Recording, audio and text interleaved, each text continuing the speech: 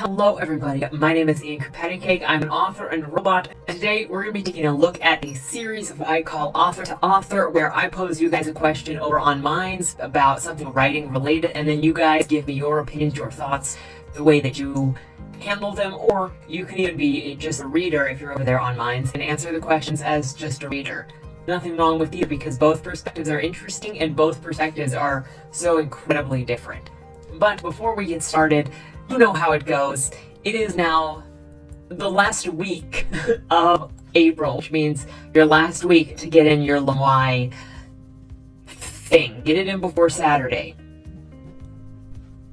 If you're interested in joining LBRY, having your story read on the first video of next month, you have until Saturday. The second thing is the Dead End Drive audiobook is now hitting the stores. You'll find a link down below in the current places where you can buy it, and that list is going to expand as it hits more stores, but it's currently in at least 3 at the time of recording this. It'll probably hit more, and you can even request it at your library at some point. You can request the book right now, but the audiobook it's a beautiful peach. It is a beautiful masterpiece that you shouldn't miss.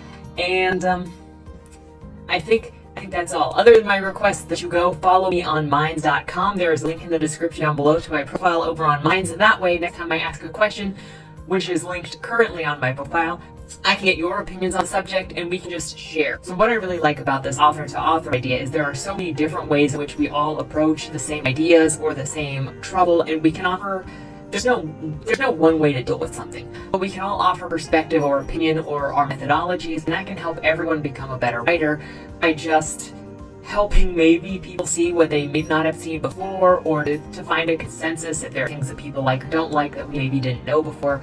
So I think that's a fun thing about what we're doing here, and I hope that it's as helpful for you and as fun for you as it is for me. So with all that said, let's get into the subject, the question, and what you guys have to say. When it comes to reading or writing death in stories, what do you like to see? What do you not like to see? Is there anything that annoys you when dealing with death in writing? Is there anything that you try to avoid? Is there anything that hits you really hard in ways that you love? And how do you handle death scenes or the death of characters in your writing? So let's get down to the nitty-gritty of what you guys had to say. Cliff Hamrick said, I think one of the things that annoys me in how death is portrayed, a lot of people still think, thanks to movies and TV, that people just lay down, relax, and close their eyes when they die. The reality is there is a lot of thrashing and convulsing. Different parts of the body die at different times. One of the things I like about Tarantino's Pulp Fiction and Reservoir Dogs is that he shows people suffering when they were shot. They bled, they screamed, they cried. I had the violence real. It made the violence real rather than glorified, and I tried to do similar things in my writing. Well, I think there is a point there. I also think those are two very different situations, because there are people that do die in their sleep, and there are those that die of convulsions, and there are those that die of getting shot. I mean, they feel like some very different things. But true, I do think that there are situations in which death is not necessarily handled correctly, or death is not handled accurately in television and movies. But tell me, when is stuff ever handled correct? When is stuff in movies almost ever handled? When is stuff in movies ever handled with extreme accuracy? Because even suffocation takes like 9, 10, 11 minutes, and you really can't have a scene on a movie that's 9 or 10 minutes of strangling someone. It's just not good. That just makes me think of back in 2019 when I went to a writing conference with Jonathan Mayberry, and he was talking about, he used to be a bouncer at a strip club and a bodyguard, and having those experiences in his background, when he reads books that have bodyguards or bouncers, he knows what it's actually like to live those lives, and it's hardly ever accurate. The same can be said about anybody. We're always talking about representation of correct situations or correct representation in anything. By we, I mean the writing community as a whole. But just about everything is stylized to some extent to make it work for the story. There are some that are much more procedural or much more accurate. Something is done in real life, but the majority of stuff in writing is not entirely accurate to real life. Cliff continues, I'm not a serial killer, I'm a biologist and a hunter. I've seen a lot of animals die. None of them go down easy. Which is followed by, Aussie Heart saying, I have seen animals just lie down and die. I've seen them die relatively quick from being shot and then thrash about while they're still dead. I once saw a headless cat do a very pronounced break dance in the street, having been run over. There is a range to this. Some people actually just do sit down and sleep forever, and some don't. You'll never know. And then Cliff finishes with, oh, I agree. I think the issue I have with death in action is death in action scenes, which makes sense since you brought up Reservoir Dogs and Pulp Fiction. The only animal I have ever seen that just lay down and go to sleep are the very old and very sick. Rabbits, however, will die suddenly from a massive heart attack. But in all my years of hunting and fishing, everything thrashes in death throes, but it is rarely depicted in stories. Again, I just go back to, we all stylize everything at least a little bit, and if your stylization is the thrashing of death, that's fine. But rarely, if ever, I would say, but rarely do people, even when they're writing death scenes, talk about people emptying of their bowels, which is something that happens once you die, especially suddenly and violently. But there are ranges of how accurate we get or the details that we include. It's kind of like not writing a character going to the bathroom unless it's necessary for the plot or somebody's trying to make some kind of statement about using toilet. We aren't all really that accurate. Molly B says, I don't have any preference on what I like for reading deaths. Usually, if I like a character, I'd rather not have them die at all. But what I can't stand is the fake-out deaths. That's so annoying. If you wanted the effects that a character's death on the story or the other characters, you've got to fully commit to it. No pulling them out a hat or having them save the day at the last minute. That's stupid. Since a significant percentage of things I write come from my ideas on how to cite annoying and dumb tropes as much as possible, how about this? Fake-out survival. You think that paper cut of a character got just a paper cut and that they'll be fine? Well, now it's infected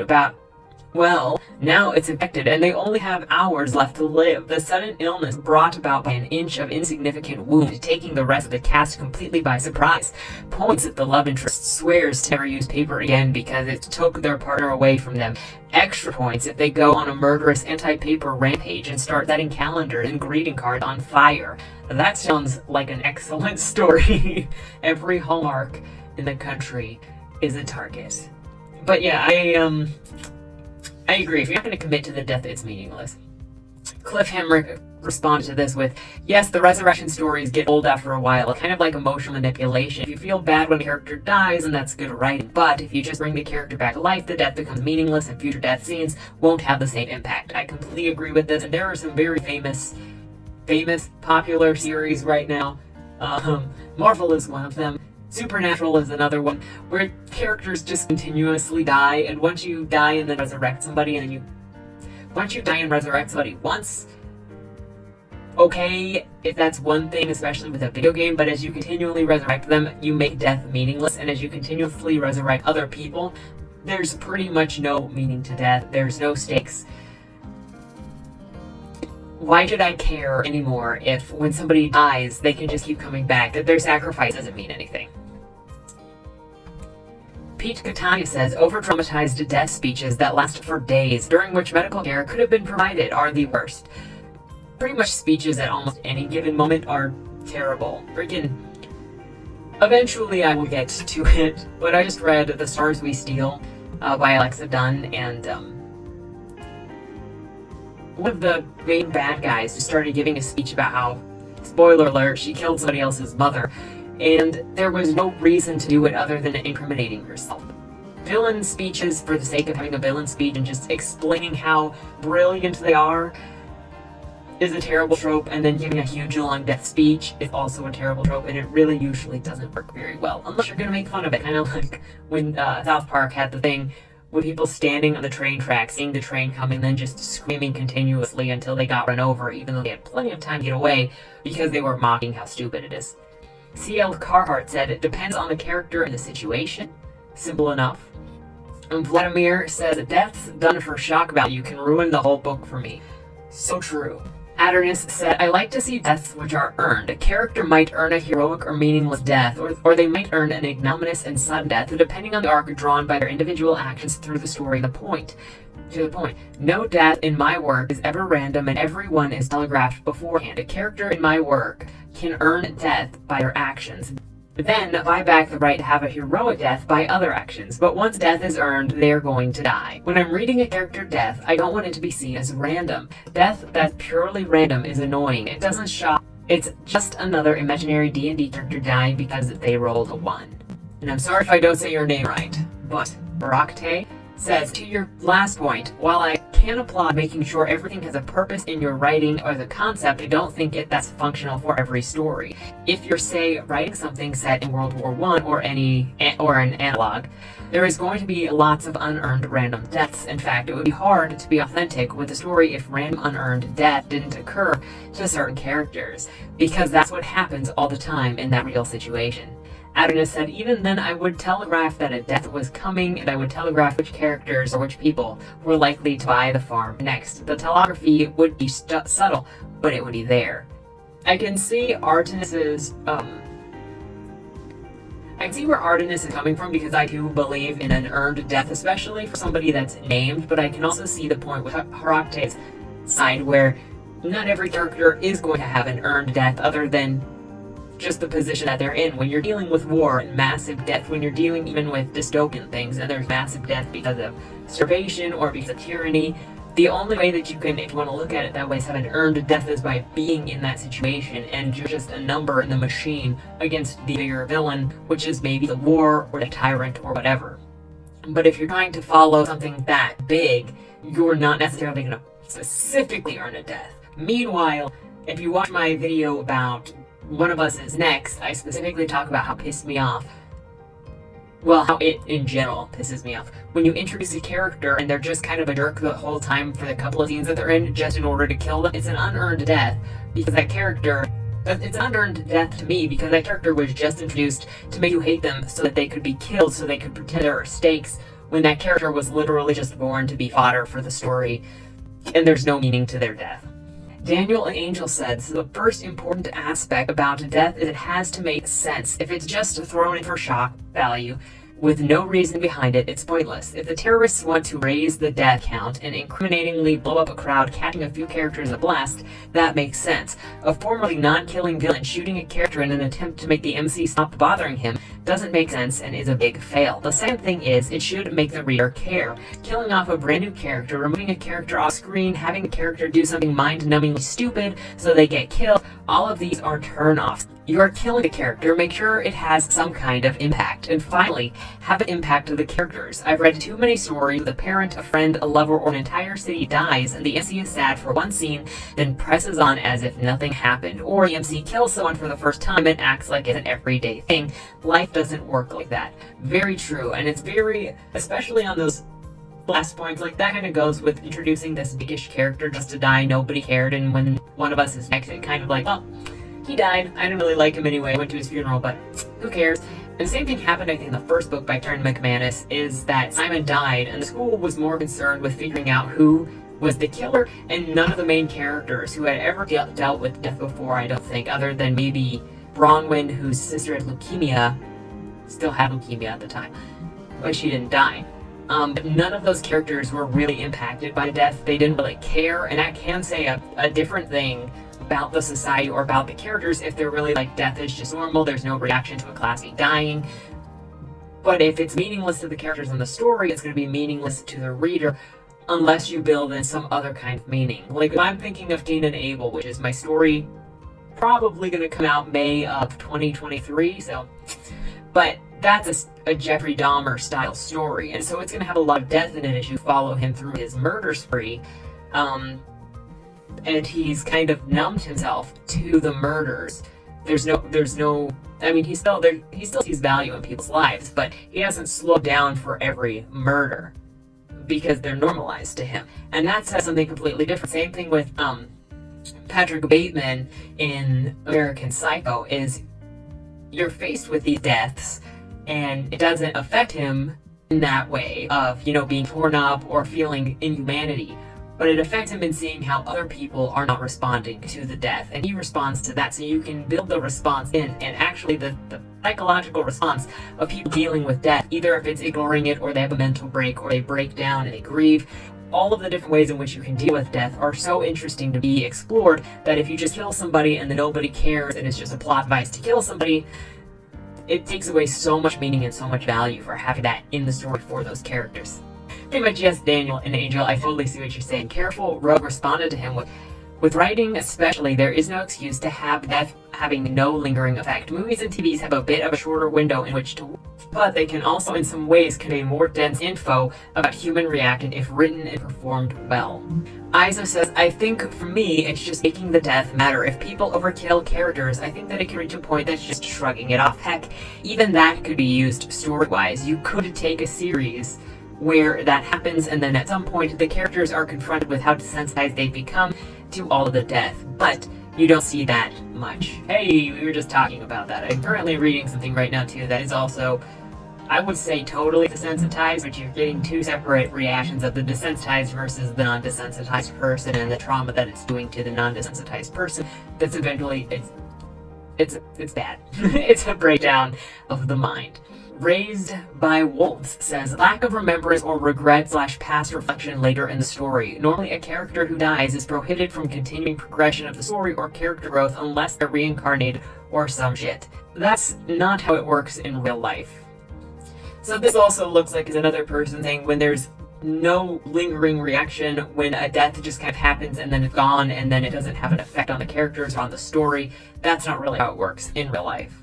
And Zakardia says, I like to see when a character is affected by the death if it's a close one, and he doesn't only cry for a minute and forget about it. When you realize the death was fake death in that situation, this is the worst. All of the impact disappears and it feels like shock value instead. Yes. So it looks in general like there's a consensus among the authors and the readers here that if a death is meaningless, if death is just thrown in there because it doesn't have an impact on the character, it doesn't have an impact on the story, it's just kind of there to either kill off a character or to force the plot forward and then nobody thinks about it ever again, it's not really enjoyed because death is really a serious thing. And so many people deal with it by just ignoring it and having nothing to do with it. And that's not to say that you can't just ignore a death or have people that don't care, because that does happen. But that also reflects the value of character that has to be acknowledged in some way. It might be meaningless, say if you're crossing the street and somebody over there gets hit by a car and you're not involved and you don't know who it is, it really doesn't mean anything to most of us.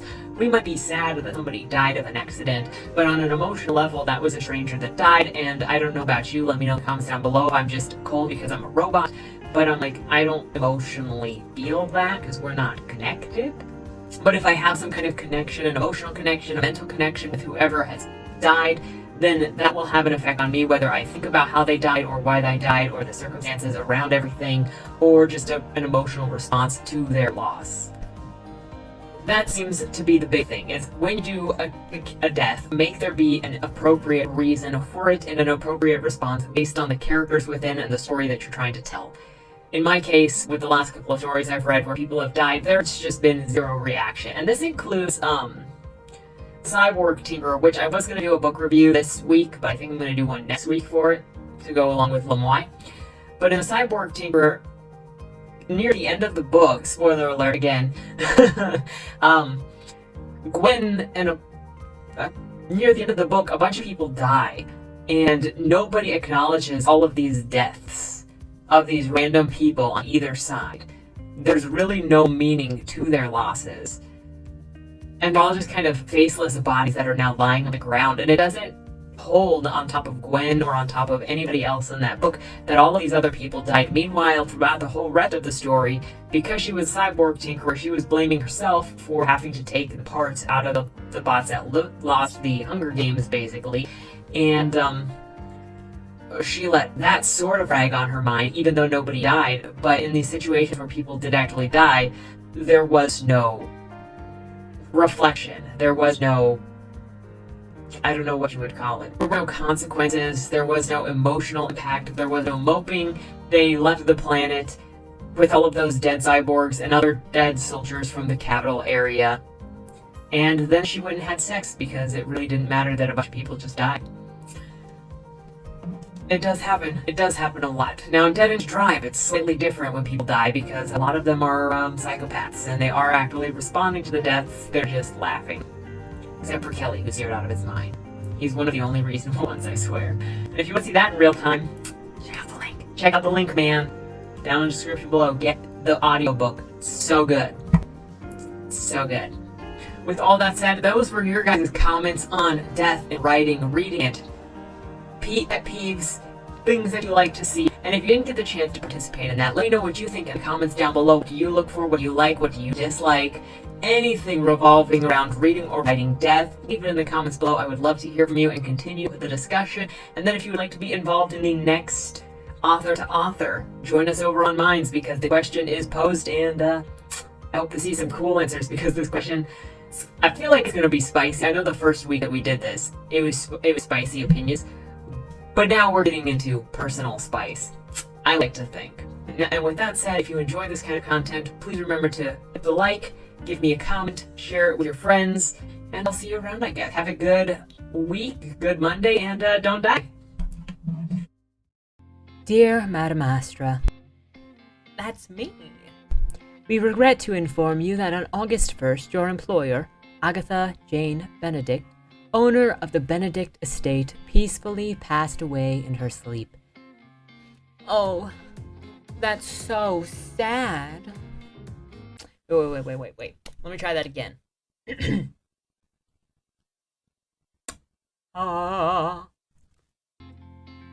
Oh my goodness, that's so sad. Yeah, I think I'm ready. With millions of dollars on the line and the opportunity for your every need to be taken care of for life, tell me, is there anything more valuable than that? I didn't think so. Dead End Drive is a dark comedy novel that makes 3 promises.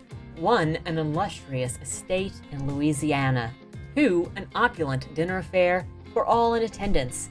And 3, and most importantly of all, lots and lots of competitive murder. So if you're looking for a cozy book to settle in with for the spooky season, I've only got one question for you. Will I see you at the will reading?